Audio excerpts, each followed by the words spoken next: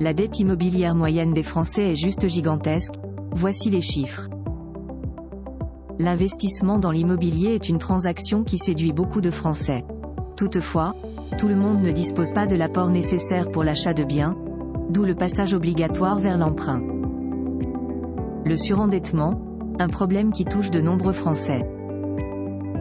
En 2017, la France enregistrait un taux d'endettement de 40%. Actuellement, il est passé à 27% d'après les chiffres de la Banque de France. Cette chute peut s'expliquer en grande partie par la flambée des taux de crédit immobilier. Ce contexte a justement limité l'accès à l'emprunt, certes il s'agit d'une mauvaise nouvelle pour les Français qui avaient des projets d'achat de biens. Toutefois, cette situation a également permis de diminuer le poids de la dette immobilière dans le pays. Crédit à la consommation, l'investissement préféré des Français. Le crédit à la consommation a beaucoup de succès auprès des Français. Selon les derniers chiffres de la Banque de France, le montant de l'endettement immobilier médian des Français s'est stabilisé à 91 000 €, tandis que l'endettement moyen s'établit à près de 110 000 €.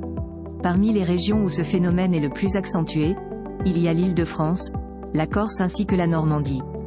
Selon les constatations de la Banque de France, l'augmentation du nombre de crédits immobiliers n'a pas entraîné une hausse du taux de surendettement des ménages concernés.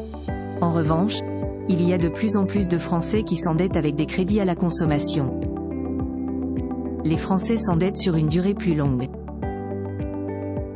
Pour l'achat d'un logement, la plupart des ménages ont recours à un crédit immobilier dont l'endettement optimal s'étend sur 25 ans. Il s'agit de la période maximale exigée par les autorités financières. D'après l'Observatoire Crédit Logement, les Français empruntent sur une durée un peu plus longue, soit 21 ans en moyenne.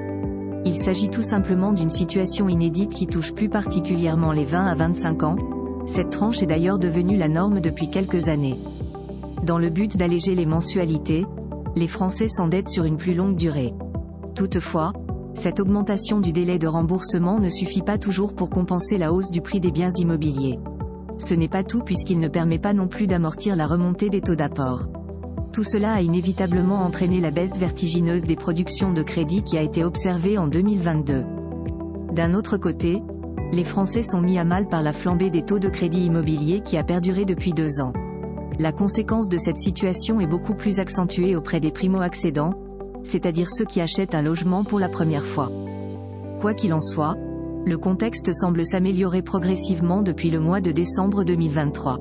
En effet, les taux de crédit sont en train de connaître une légère baisse pour le plus grand plaisir des ménages. Le marché de l'emprunt s'ouvre donc peu à peu à tous ceux qui envisagent de concrétiser un projet immobilier.